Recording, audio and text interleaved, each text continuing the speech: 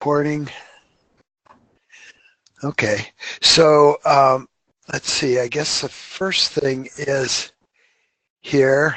Did you have anything before I start? Anything you want to talk about to begin with, or any status you want to share? Or as I say, I know you're just coming off a break. Yeah, I can probably start off. Can I share my screen with you a little bit? Sure. Okay. So let me. Does it show a control for that? Yeah, it said I need to install a Chrome extension. So let me see if I can do that real quick. Alrighty. Because yeah, we had a. Okay, it says it was installed. Okay, I think. Okay, I think it's sharing now. Let's see. It says, yeah, I'm seeing, I guess it must be. I guess I'm seeing my face in my suit there. Yeah, so, okay. So yeah, you can see this screen right now? Yes. Okay. Yeah, we just had a little meeting Wednesday to kind of talk about what we were going to do this semester. So I guess we'll just start off with this. We plan to meet twice a week the rest of the semester rather than like just as a group, us three. We're gonna meet twice. One of those days is probably gonna be to actually collaborate and work together, and then another day just to kind of go over what we want to talk about in this meeting and the rest of the week. So we figure that this will be a pretty this will allow us to like make sure we're getting stuff done rather than just meeting once and saying, all right, we'll do this next week. We'll actually come together and work. The other thing, this is just for us to make sure we saw your Postman document that you sent at the beginning of break. The other thing is these are assignments that we need to complete for the actual class. So that's just kind of for us to talk about. And this was actually in our course syllabus, this schedule. And I'm not sure exactly how well we're going to follow it, but by the 14th week, we want a demo. So I'm not sure exactly like if like a build prototype is really going to be feasible for the first 3 weeks, but it's just something that hopefully could keep us on track about where we want to be at certain weeks the rest of the semester. So yeah, that was a couple of things. And then there was just some more. This is kind of for the rest of the meeting we want to have with you, refresh where we are and what we plan to do, and then ask what you learned, talk about the things that we learned. Make sure we go over that document you sent us, just to make sure we're all on the same page with that, and then just another question at the bottom. Okay, sounds good. Just I'm gonna capture this little snippet, talking points. Yeah, good. Glad to see it's well organized. Okay. Yeah, so yeah, we can just continue with the rest of the meeting if you want to share. Sure. What you were wanting to share at the beginning. Okay. Stop sharing. Sounds good. Share screen. And I'll move that. And working on a bunch of stuff for an installer for the project I'm working on, which is, I tell you, the workflows can be complex. Mm-hmm. That's a different, completely different animal, but we're talking about getting the field organization up and running with an installation of our product, so it gets complicated. But let's see, so what did I want to show? I guess, let me show. Okay, so I was playing today over, looks like it was December 11th or so, was it? Yeah, that I was playing with some things on MindSphere. Okay. And writing values and so forth. And then here, just today, I started, I changed the temperature. I've got one, on one of my assets, or aspect, to get the terminology correct. One of my aspects, I have a temperature set. So I'm able to read and write these values, basically. Okay. But basically, Probably the most important thing that I was having a little trouble with is this is a little bit backwards from the web services stuff I've been doing. Mm-hmm. For web services, you open up a connection point, and then you're able to, from the outside, you're able to read and write values, essentially. This is all done via a push from the IoT device. So in other words, you're not being pulled by MindSphere. Instead, you're pushing stuff up to MindSphere. And Okay. you can read MindSphere as well. So if you think about that, the implications are if you've got an outside thing telling you to turn something on or off, you're going to have a value for that in MindSphere, and you're going to have to pull from your device. So from your device, you're going to have to read that value and see if it's a 1 or a 0, or on or off, or however you structure it. So it's a little bit different in terms of point of view. So we'll have to think about that. You'll have to think about that in terms of your solution. So if I go here to Postman, okay, so I'm sure you saw this with your get bearer token, and like it says, that's step 1. And every time you hit that, it's going to get you a bearer token. And that you probably have become somewhat familiar with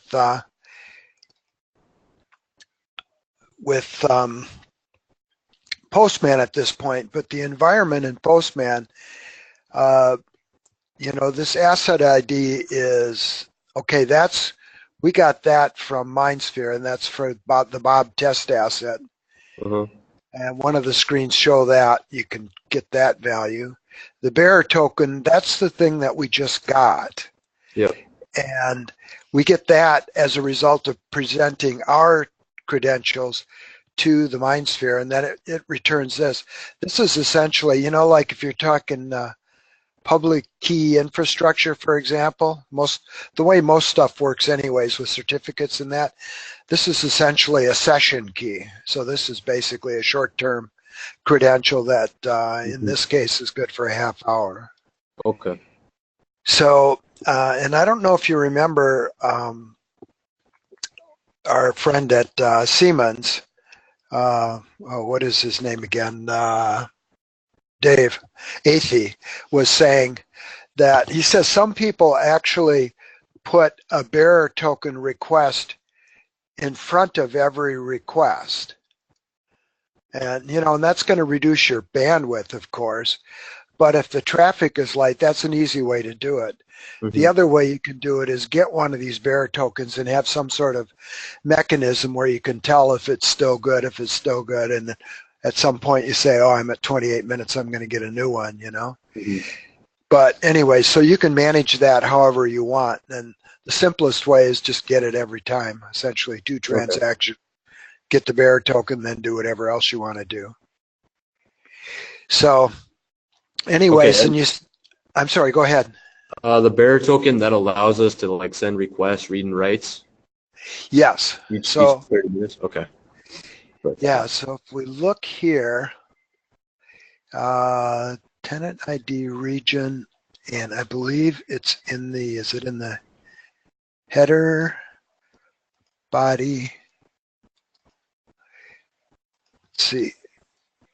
Yeah, so here's the, I got to look at one of the others. This is the actual. So let me look at the read. And here's the,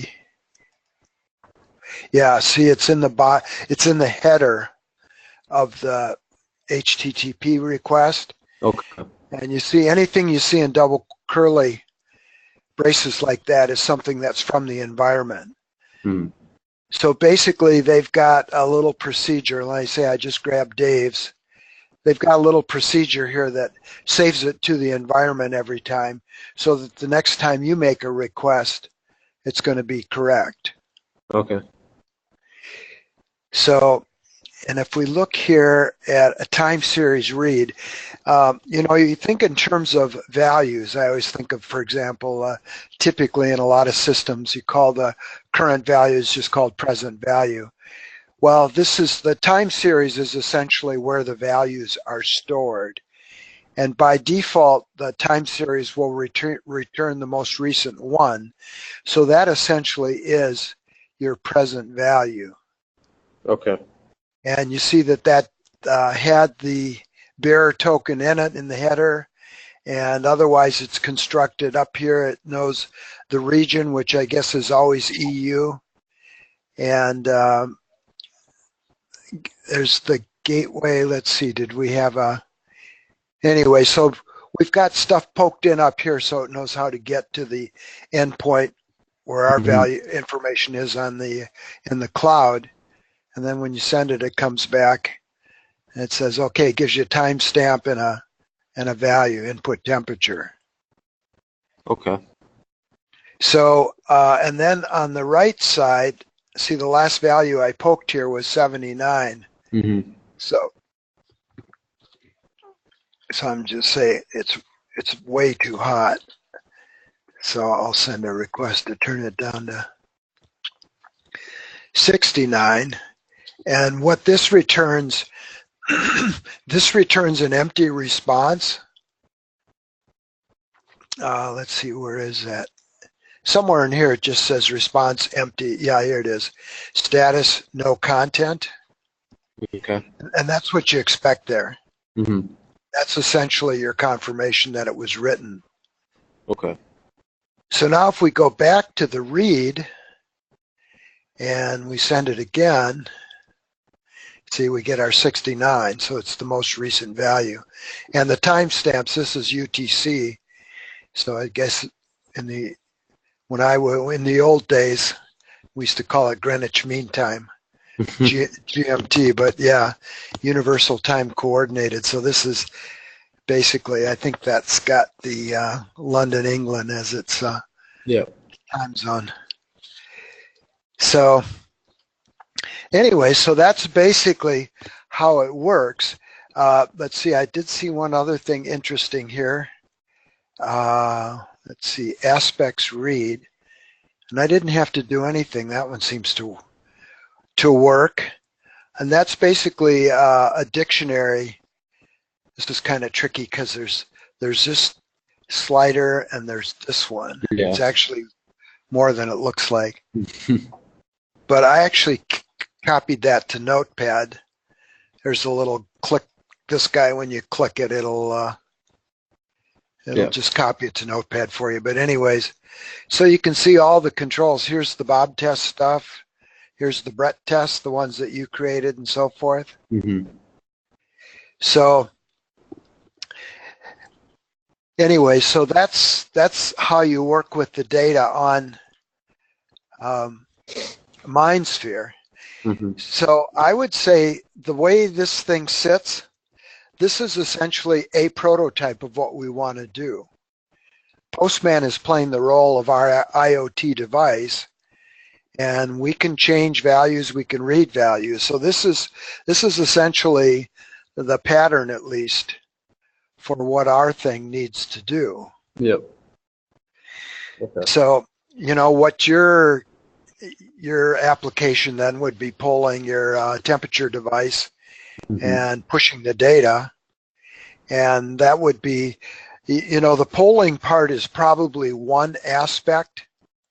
One thing I misconstrued a little bit too is the aspects. The aspects aren't so much a class that gets instantiated. It's actually more, I guess that's more like what a type is, but an aspect is more like an object. So you're going to have an instance of an object whose job it is to pull the temperature. Mm-hmm. And then you'll probably have another object maybe whose job is to be reading the control interface. So there'll need to be another set of another data model, another set of inputs and outputs that you will read to tell, for example, a temperature set. Yeah. You know, so there'll be somebody will set a value, set the set point for 72, and you'll grab that value, and then you'll write it, keep it locally, but you will be able to read that from the cloud. Mm. So, but what I would say that this Postman essentially is your first prototype. I say Yep. it works, and you can set up commands here to do whatever you need. I would say your second prototype is probably your Python on a PC. So you can run Python, and then you can use that PyYAML thing, and I've got some examples of that too.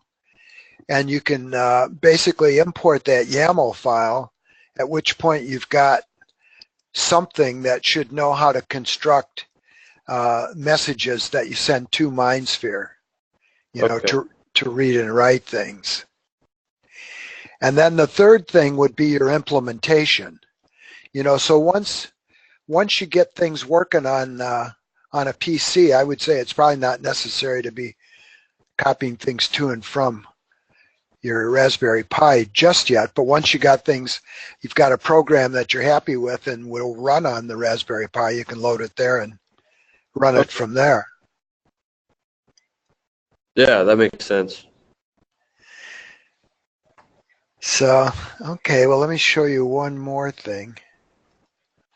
And I didn't get too far on this, but I got far enough to probably be useful. These documents, you'll find them in the tree under MindSphere, let's see, MindSphere, NDSU Developers, MindSphere IoT project. Okay. And if you search there, you'll see the documents. But there's lots of documentation. Oh, obviously, Python is very, very mature. They're using it. We have a new guy. He's a data scientist, Chinese guy, really smart guy. He's from Georgia Tech, but a few years out of school now. But anyways, he uses Python for his artificial intelligence stuff, or as a lot of people call it, advanced analytics. You know, so basically they mine, places now are keeping tons of data in the cloud, and you basically write programs that, according to whatever algorithms you define, that scan this data and look for anomalies. And from those anomalies, they try to infer. You know, I saw as one example, you can mine the data, you can see that a particular blower motor is taking longer than it used to come up to speed, and you can infer that a belt is slipping and send a guy out in a truck with a belt, you know. So anyways, that's advanced analytics, you know, or artificial intelligence. That stuff is coming, and it's all based on cloud-based, huge amounts of data kept in the cloud, or in other words, just generally available for those analytics. Mm-hmm. So, comments, questions? Yeah, I've got a few. So if you go back to like the fleet manager, Sure. the launch pad, so you're able to like set those values because you're using Postman, you're using the bearer token, or you get the bearer token first, and then once you get that, you can start editing stuff like the input temp, right? That's how you're doing that? Yeah, basically that is that action of writing that value to that aspect is what causes the values to show up here. Okay. Yeah, so and try to do a refresh here, because last time it took it longer than I thought it should have to reflect that latest value. So it's still showing 80 degrees, but at some point this application, I don't know how it refreshes. Yeah. But this application should pick up the fact that I changed it to 69. Okay. See, now you can write an application in the cloud. And there's, unlike the IoT side of it, there's quite a bit of stuff written about writing applications in MindSphere on YouTube and so forth. So, for example, for control and configuration purposes, you would write an application that you would able to enter a set point, for example, your temperature set point, and then write it to a data object, another time series object in here, specifically for that purpose. So, and that would be, that guy, his access wouldn't be directly to the IoT device, but it's to this time series object. And then presumably there will be other time series objects with the current temperature. So he'll be able to, from that application, monitor that value and then be able to set it, for the on-off temperature. Sure. And then what was the other thing I was going to say?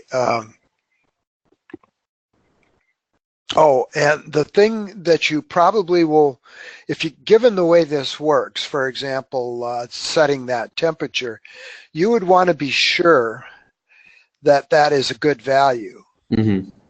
So that you would read that value and you see that it has like a timestamp in it. And you might also have a second value for a quality, like it's normal or it's failed or something. But anyways, given the framework, you'll want to come up with some way to confirm that you don't take an action based on, some sort of bogus information. Yeah. Okay. So, one other thing I should show while I'm here.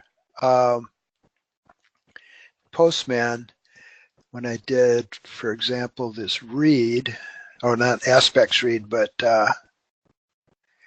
time series read. Yeah, see here we've got this asset ID, and that's the thing that I got from Postman. I mean, from the this guy. Let's see, info. Is this where it is? Yeah, there it is. So this is the asset, which we get the ID from here.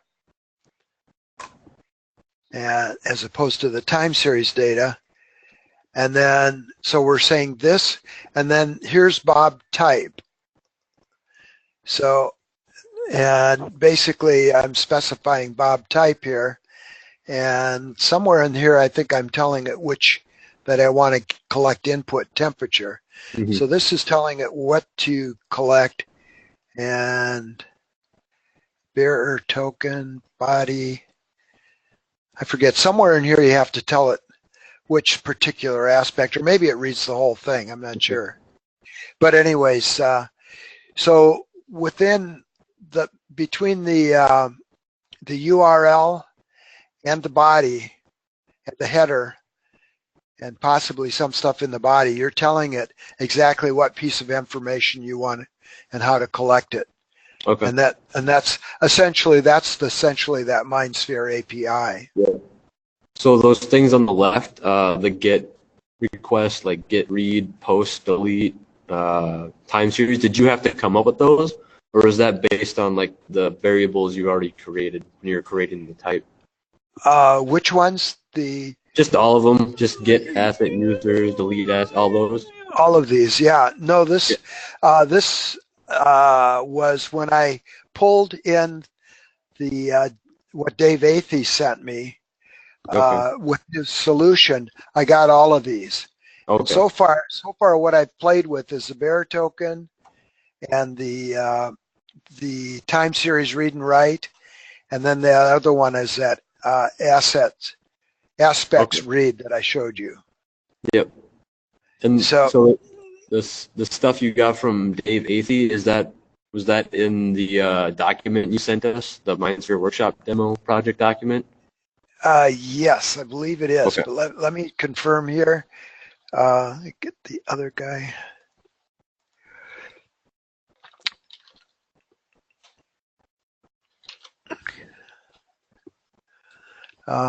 Let's see. So where is the There's the JSON.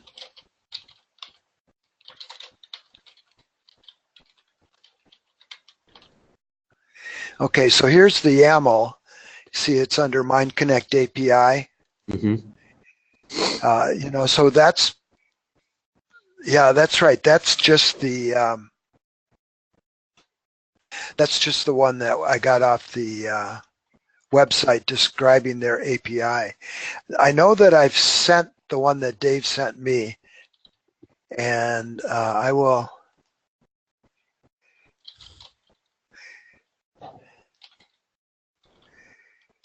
Meeting minutes, MindSphere. If I don't have that in here, I should.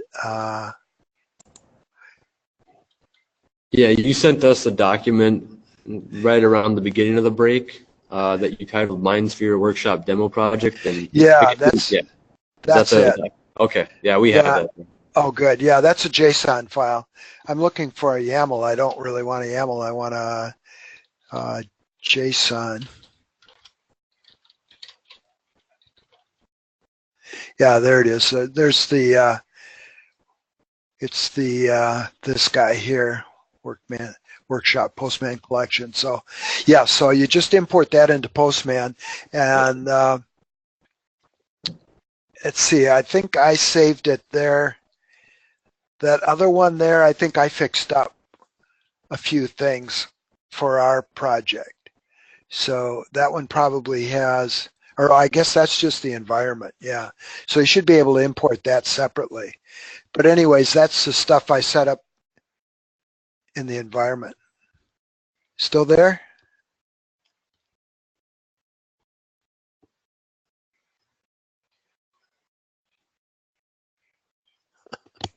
I'm back.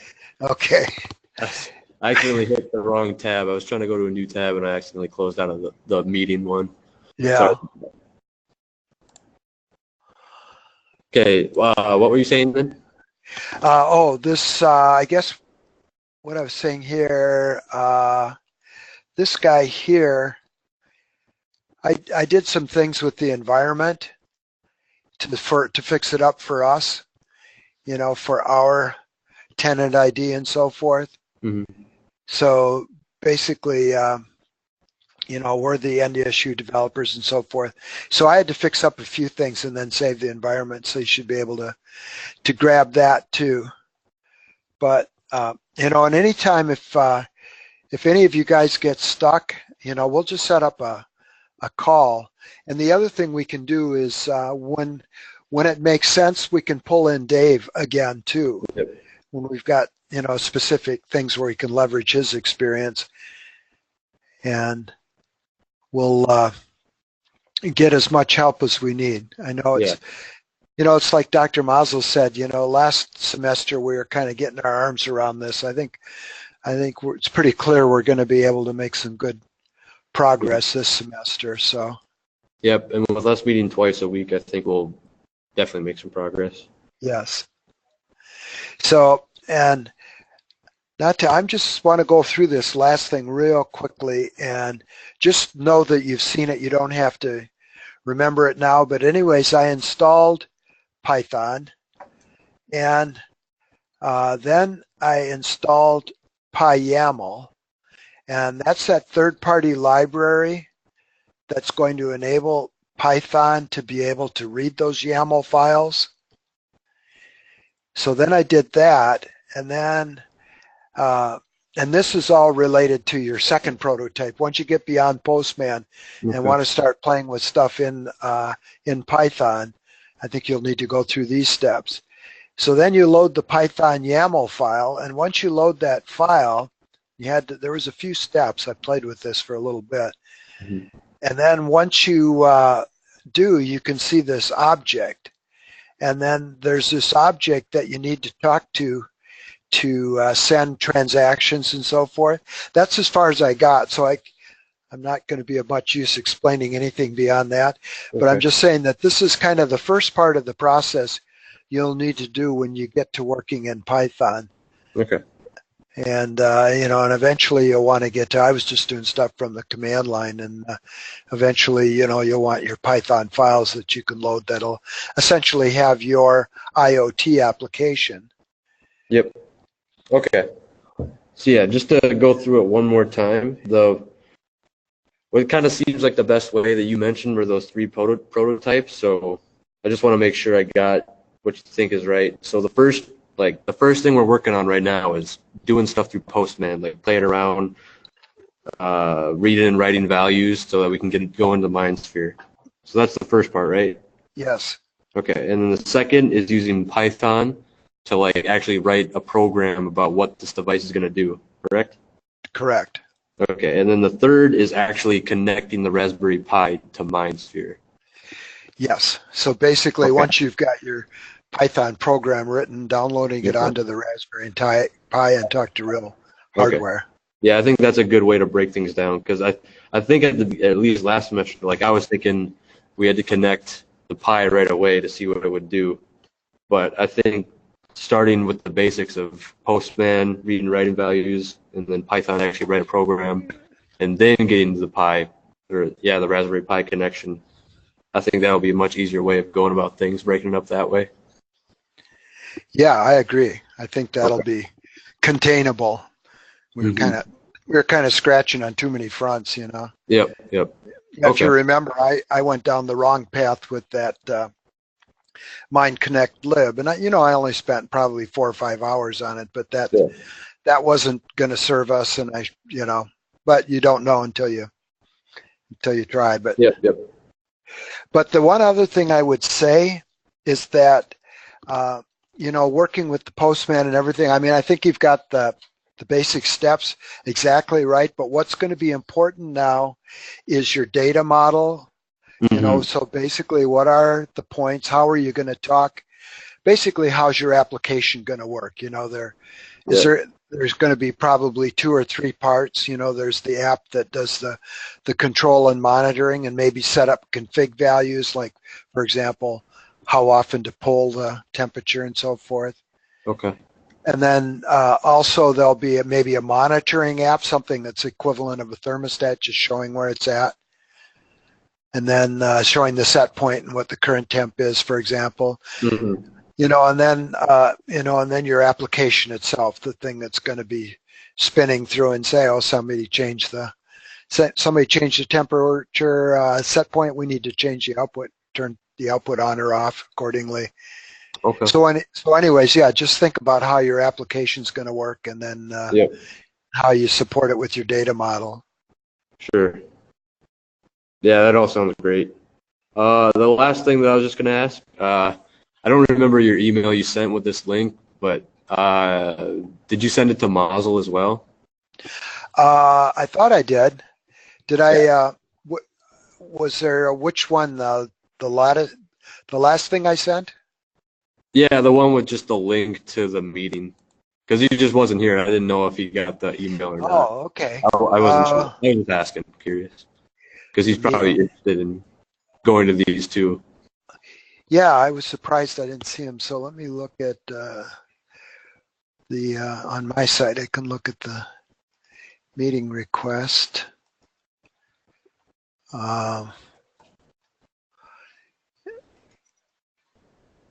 Yeah, so he's on the list. Okay, I was just curious. Okay, yeah, no, that's a good point, because he's been to almost every meeting. So okay.